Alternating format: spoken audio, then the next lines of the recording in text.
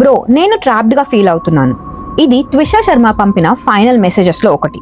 ఒక newly married women, just 5 months of marriage, powerful family background, divorce harassment allegations, missing evidence allegation, CCTV footage and abscond అయిన husband reports. అసలు ట్విషా శర్మకి ఏం జరిగింది? ఈ రోజు మనం ఎమోషన్స్ని పక్కన పెట్టి కంప్లీట్ కేస్ని టైమ్ లైన్ ఆర్డర్లో న్యూట్రల్ ఫ్యాక్ట్స్తో hello and welcome to Glam Shyam, I'm your Glam Shyam girl. రీసెంట్గా ఇండియా మొత్తంని అటెన్షన్ తీసుకొచ్చిన కేసెస్లో ట్విషా శర్మ కేసు ఒకటి. సోషల్ మీడియాలో చాలా వర్జన్స్ సర్క్యులేట్ అవుతున్నాయి. కొన్ని ఛానల్స్ డైరెక్ట్గా మర్డర్ అని అనౌన్స్ చేస్తుంటే ఇంకొన్ని ఛానల్స్ సూసైడ్ కేసు అంటున్నారు. కానీ ఇన్వెస్టిగేషన్ కంప్లీట్ కాకముందే కన్క్లూజన్కి వెళ్ళడం తప్పు. కాబట్టి ఈ వీడియోలో available reports, police statements, family allegation, court developments అన్నిటినీ సింపుల్గా బ్రేక్ డౌన్ చేస్తాం. ఈ వీడియోలో ఎలాంటి అజంప్షన్స్ లేవు. ట్విషా శర్మ బ్యాక్గ్రౌండ్ ఏంటి, తను యాక్ట్ చేసిన మూవీస్ ఏంటి, పోస్ట్ మార్టం రిపోర్ట్స్ ఏం చెప్తున్నాయి, అఫీషియల్ పోలీస్ ఎఫ్ఐఆర్ ఏంటి, medical reports and family statements, ఈ డీటెయిల్స్ అన్నిటినీ ఇప్పుడు క్లియర్గా స్టెప్ బై స్టెప్ మనం అర్థం చేసుకోవాలి. తను ఢిల్లీ ఎన్సీఆర్ నోయిడాకి చెందిన అమ్మాయి. తను కేవలం ఒక కార్పొరేట్ ఎంప్లాయీ మాత్రమే కాదు, ఒక ఎంటర్టైన్మెంట్ ఇండస్ట్రీలో కూడా స్ట్రాంగ్ లింక్ ఉన్న అమ్మాయి. తను ఒక ఫార్మర్ మిస్ పూణే కాంటెస్టెంట్. తన యాక్టింగ్ కెరీర్ గురించి మాట్లాడాలంటే ట్విషా 2 నోటీసబుల్ మేజర్ మూవీస్ చేసింది. 2018లో వచ్చిన జరా సంబాల్కే అనే హిందీ మూవీలో యాక్ట్ చేశారు. అండ్ 2021లో వచ్చిన తెలుగు సినిమా ముగ్గురు మొనగాల్లో కూడా తను ఒక ఇంపార్టెంట్ రోల్ని ప్లే చేశారు. దీని తర్వాత యాక్టింగ్ తన కప్ ఆఫ్ టీ కాదని రియలైజేషన్ వచ్చాక నార్సింహుంజీ ఇన్స్టిట్యూట్లో ఎంబీఏ కంప్లీట్ చేశారు. ఎంబీఏ తర్వాత ఢిల్లీలో మార్కెటింగ్ అండ్ కమ్యూనికేషన్ సెక్టార్లో ఒక ప్రొఫెషనల్గా సెటిల్ అయ్యారు. Then marriage and incident timeline. Factual timeline ప్రకారం చూస్తే 2024లో డేటింగ్ యాప్ ద్వారా ట్విషాకి భోపాల్ బేస్ లాయర్ అయిన సమర్థ్ సింగ్ ఇంట్రడ్యూస్ అయ్యారు. ఆ బాండ్ మెల్లిగా స్ట్రాంగ్ అయ్యి రిలేషన్షిప్ లోకి కన్వర్ట్ అయింది. తర్వాత 2 sides ఫ్యామిలీస్ ని ఒప్పించి డిసెంబర్ 2025లో వీళ్ళిద్దరు పెళ్లి చేసుకున్నారు. పెళ్ళైన తర్వాత ట్విషా భోపాల్లో ఉన్న కాంతారా హిల్స్ ఏరియాలో ఉన్న తన మ్యాట్రిమోనియల్ హోమ్ కి షిఫ్ట్ అయింది. దెన్ పెళ్ళైన జస్ట్ 5 months తర్వాత అంటే May 12, 2026 రోజు రాత్రి కాంతారా హిల్స్ రెసిడెన్సీలో ట్విషా లాస్ట్ హర్ లైఫ్. ఈ ఇన్సిడెంట్ జరిగిన వెంటనే హాస్పిటల్ కి తన్ని రష్ చేశారు. అప్పటికే it was too late. Doctors dead on arrival గా డిక్లేర్ చేశారు. ఈ ఇన్సిడెంట్ వల్ల పోలీస్ ఇన్వెస్టిగేషన్ స్టార్ట్ అయింది. ఈ ఇన్వెస్టిగేషన్ లో ఇప్పుడు మనం స్ట్రిక్ట్ గా మెడికల్ అండ్ ఫోరెన్సిక్ రిపోర్ట్స్ ఏం చెప్తున్నాయో చూద్దాం. Medical reports and police documentation proofs వచ్చిన కోర్ మెడికల్ ఫ్యాక్ట్స్ ఏంటంటే, fact number 1, cause of death. Twisha Sharma కేసులో first major update post mortem report నుంచి వచ్చింది. AIIMS Bhopal forensic department conduct చేసిన అటాప్సీ రిపోర్ట్ ప్రకారం ట్విషా డెత్ కి మెయిన్ కాజ్ ఏంటంటే ante mortem hanging by ligature అని మెన్షన్ చేశారు. యాంటీ మార్టం అంటే ఏంటి అంటే, సింపుల్ గా చెప్పాలంటే ఒక పర్సన్ బతుకున్న టైంలోనే హ్యాంగింగ్ జరిగింది అని మెడికల్ లాంగ్వేజ్ లో అర్థం. రిపోర్ట్స్ ప్రకారం ట్విషా నెక్ మీద డబుల్ లిగేచర్ మార్క్స్ కనిపించాయి. అంటే ఆ మార్క్స్ అప్పర్ నెక్ ఏరియా చుట్టూ ఆబ్లిక్ ప్యాటర్న్ లో ఉన్నాయని డాక్టర్స్ రికార్డ్ చేశారు. అటాప్సీలో అస్ఫిక్సియాకి సంబంధించిన కొన్ని సైన్స్ కూడా మెన్షన్ అయ్యాయి. ఆ అస్ఫిక్సియా అంటే ఒక life threatening medical emergency which is caused due to lack of oxygen in the body. ఇలా జరిగినప్పుడు మనకి abnormal breathing and airways block అవుతాయి. And facial congestion, fingernail లో బ్లూస్ డిస్కలరేషన్, లంగ్స్ లో టార్డ్యూ స్పాట్స్, నెక్ టిష్యూస్ లో bruises, ఇవి hanging and oxygen deprivation cases లో observe చేయొచ్చు అని ఫోరెన్సిక్ రిపోర్ట్స్ చెప్తున్నాయి. ఇంకో ఇంపార్టెంట్ డీటెయిల్ ఏంటంటే, రిపోర్ట్స్ ప్రకారం ట్విషా బాడీ మీద మల్టిపుల్ బ్లంట్ ఫోర్స్ ఇంజురీస్ కూడా ఉన్నాయంట. Like left arm, wrist, four arm, finger nails లో బ్రూసెస్ అండ్ అబ్రేషన్ మెన్షన్ చేశారు. అండ్ స్కాల్ప్ కింద స్మాల్ బ్రూసెస్ కూడా రిపోర్ట్ లో రికార్డ్ అయ్యాయి. పోలీస్ ఇనిషియల్ ఇన్వెస్టిగేషన్ ప్రకారం కరెంట్ ఎవిడెన్స్ సూసైడ్ డైరెక్షన్ లో ఇండికేట్ చేస్తున్నాయని భూపాల్ పోలీస్ కమిషనర్ స్టేట్మెంట్ లో చెప్పారు. అండ్ మర్డర్ కి డైరెక్ట్ గా ఎవిడెన్స్ ఇప్పటి వరకు అయితే దొరకలేదని పోలీస్ సైడ్ చెప్తున్నారు. కానీ ఇక్కడే కేసు కాంప్లికేట్ అయింది. ట్విషా ఫ్యామిలీ మాత్రం ఈ ఇంజురీస్ ఆర్డినరీ కాదని కంప్లీట్ ఇండిపెండెంట్ ఇన్వెస్టిగేషన్ కావాలి అని డిమాండ్ చేస్తున్నారు. సెకండ్ పోస్ట్ మార్టం కోసం కోర్ట్ ని అప్రోచ్ కూడా అయ్యారు. కానీ ఎవిడెన్సెస్ హ్యాండ్లింగ్ అండ్ ఇన్వెస్టిగేషన్ మీద కూడా సీరియస్ డౌట్ ని రేస్ చేస్తున్నారు. సో ప్రెసెంట్ సిచ్యువేషన్ లో అఫీషియల్ మెడికల్ ఫైండింగ్ హ్యాంగింగ్ అని చెప్తున్నారు. కానీ సరౌండింగ్ సర్కమ్స్టెన్సెస్ మీద ఇన్వెస్టిగేషన్ ఇంకా కంటిన్యూ అవుతుంది. ఫ్యాక్ట్ నెంబర్ 2, ఇందాక మనం చెప్పినట్టు ఎక్స్టర్నల్ ఇంజురీస్. ట్విషా శర్మ కేసులో సెకండ్ మేజర్ పాయింట్ ఏంటంటే పోస్ట్ మార్టం రిపోర్ట్ లో మెన్షన్ అయిన ఎక్స్టర్నల్ ఇంజురీస్. మీడియా రిపోర్ట్స్ ప్రకారం ఫోరెన్సిక్స్ ఎగ్జామినేషన్ టైంలో ట్విషా బాడీ పైన మల్టిపుల్ ఇంజురీ మార్క్స్ రికార్డ్ చేశారు. ఈ injuries mainly face area, shoulders, hands, four arms, west and different body parts లో ఉన్నట్టు రిపోర్ట్ మెన్షన్ చేస్తుంది. కొన్ని ప్లేసెస్ లో బ్రూసెస్, కొన్ని ప్లేసెస్ లో అబ్రేషన్స్ అంటే skin surface scratch or impact marks లాంటి ఇంజురీస్ అబ్జర్వ్ చేసినట్టు రిపోర్ట్స్ లో చూపిస్తున్నారు. అటాప్సీ డీటెయిల్స్ ప్రకారం left forearm and wrist ఏరియాలో విజిబుల్ బ్రూసెస్ ఉందని, ఫింగర్స్ మీద కూడా ఇంజురీ మార్క్స్ రికార్డ్ అయినట్టు మీడియా రిపోర్ట్స్ చూపిస్తున్నాయి. స్కాల్ప్ కింద కూడా స్మాల్ బ్లంట్ ఫోర్స్ బ్రూసెస్ కూడా మెన్షన్ అయినట్టు రిపోర్ట్స్ చెప్తున్నాయి. ఇక్కడ ఇంపార్టెంట్ పాయింట్ ఏంటంటే ఈ ఇంజురీస్ ఎగ్జాక్ట్ గా ఎలా వచ్చాయి అన్న దానిపైన ఇన్వెస్టిగేషన్ ఇంకా కంటిన్యూ అవుతుంది.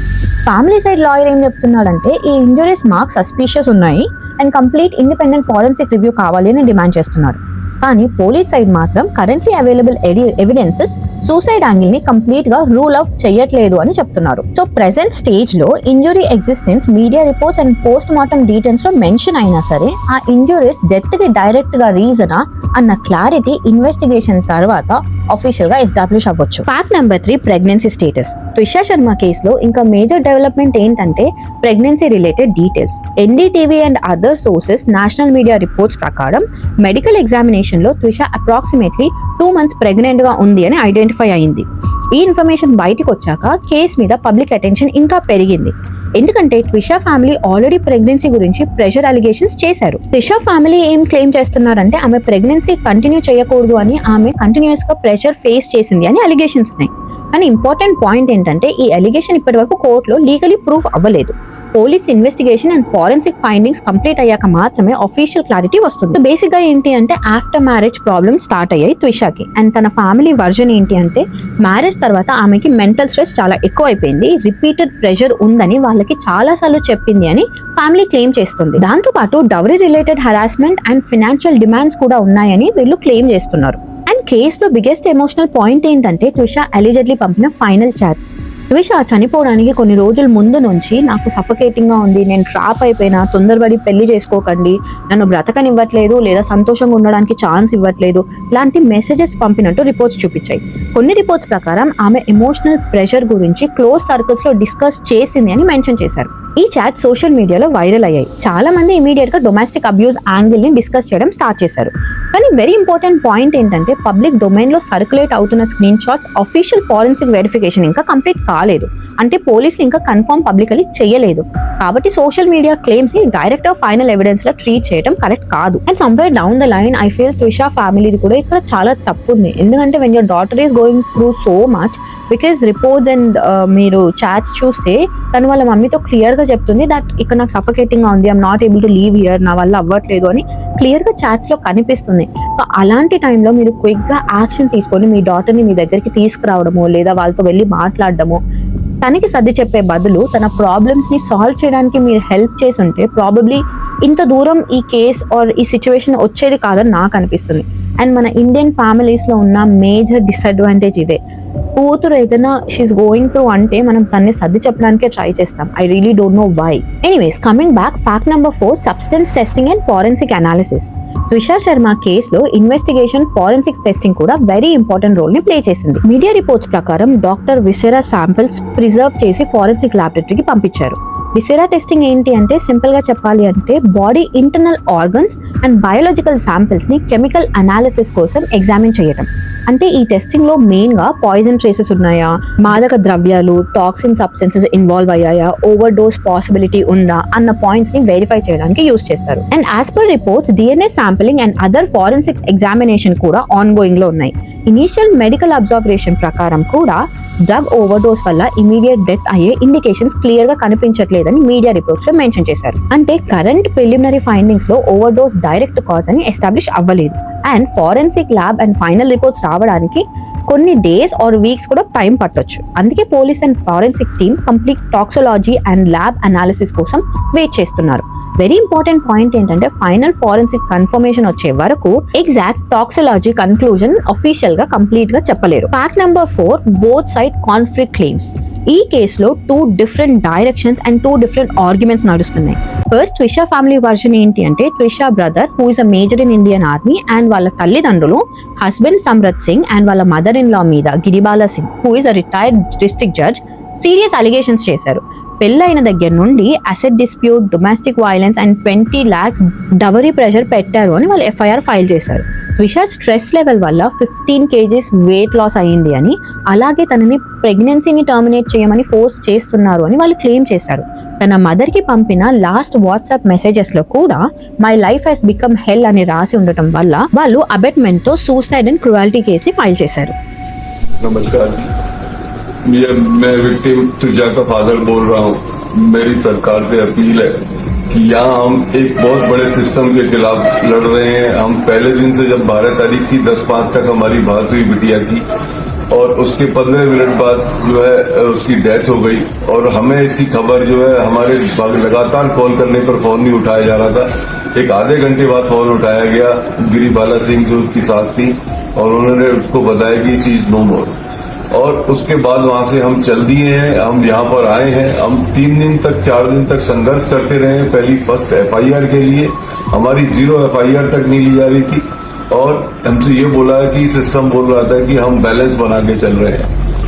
हमें ये ज्ञात हुआ कि ये लोकायुक्त, अभी प्रेजेंट लोकायुक्त सत्येंद्र सिंह की फैमिली है ये, और इनके रसूखदार लोग चीफ जस्टिस सिस्टम में बैठे हुए हैं, मेडिकल्स में बैठे हुए हैं, सारी जगह बैठे हुए हैं.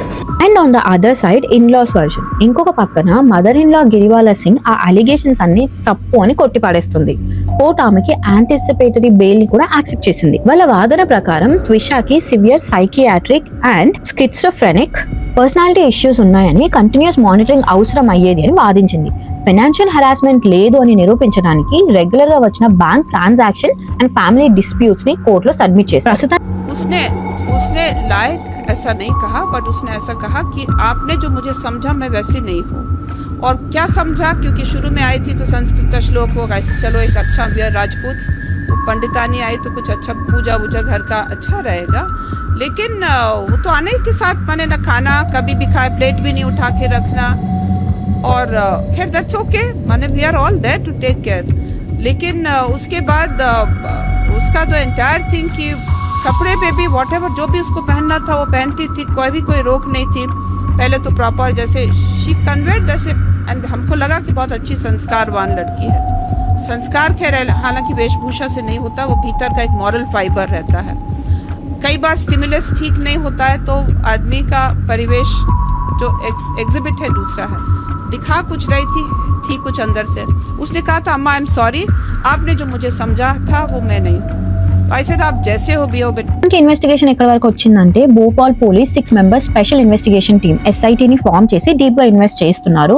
కేసు స్టార్టింగ్ దగ్గర నుండి హస్బెండ్ సమ్రత్ సింగ్ అన్ట్రేసబుల్ గా ఉండటం వల్ల ఆయనని పట్టుకోవడానికి పోలీసులు 10,000 క్యాష్ రివార్డ్ అండ్ లుక్అవుట్ నోటీసులు అనౌన్స్ చేశారు. Forensic evidences lab and procedures పైన కూడా క్వశ్చన్స్ రేజ్ అవుతున్నాయి. అండ్ ఏదైనా కోర్ట్ అండ్ SIT ఇన్వెస్టిగేషన్ తర్వాతే యాక్చువల్ ట్రూత్ ఏంటి అన్నది బయటకు వస్తుంది. ఈ కేసుని సింపుల్ గా నంబర్స్ గా రిపోర్ట్స్ గా చూస్తే ఒక ఇన్వెస్టిగేషన్ లా అనిపిస్తుంది, కానీ ఒక రియల్ లైఫ్ అండ్ ఒక యంగ్ లైఫ్ స్టోరీ, ఒక ఫ్యామిలీ పెయిన్ అండ్ ఒక అన్ఆన్సర్డ్ సైలెన్స్. త్విషా జర్నీలో ఏం జరిగింది అన్న క్లారిటీ ఇప్పటి ఫుల్ గా ఎవరికి లేదు. రిపోర్ట్స్ ఉన్నాయి, అలిగేషన్స్ ఉన్నాయి, ఫారెన్సిక్ ఫైండింగ్స్ ఉన్నాయి, కానీ ఫైనల్ ట్రూత్ మాత్రం కోర్ట్ అండ్ కంప్లీట్ ఇన్వెస్టిగేషన్ తర్వాత మాత్రమే క్లియర్ అవుతుంది. అండ్ ఇక్కడ ఇంపార్టెంట్ పాయింట్ ఏంటంటే, ఇంటర్నెట్ లో మనకి కనిపించే every clip, every message, every claim అన్ని టైమ్స్ లో కంప్లీట్ ట్రూ అవ్వదు అండ్ పిక్చర్ చూపించదు. కొన్ని ఫ్యాక్ట్స్ తో కాంటెక్స్ లేకుండా స్ప్రెడ్ అవుతాయి, కొన్ని ఎమోషన్ రియాలిటీని రీప్లేస్ చేస్తాయి. కాబట్టి కన్క్లూజన్ కి హర్రీ కాకుండా ఫ్యాక్ట్స్ కోసం వెయిట్ చేయడం చాలా important. And at the same time ఇలాంటి కేసెస్ ఒక రిమైండర్ కూడా, ఎవరైనా మెంటల్ ప్రెషర్ లో ఉండే సైలెంట్ గా సఫర్ అవ్వకుండా మాట్లాడడం చాలా important.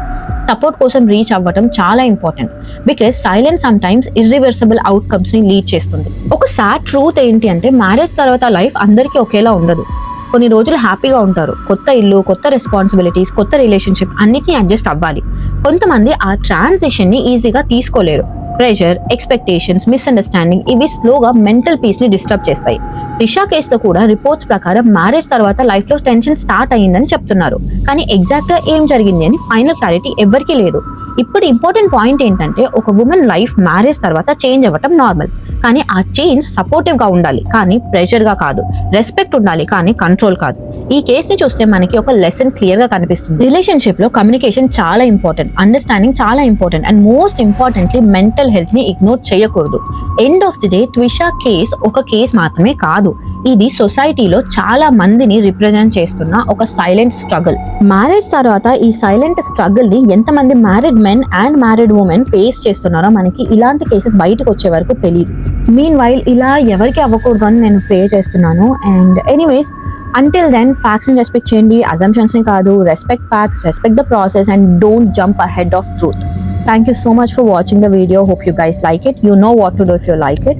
This is your Glam Sham girl signing off for today with much love. Inka Selavu. Jai Hind.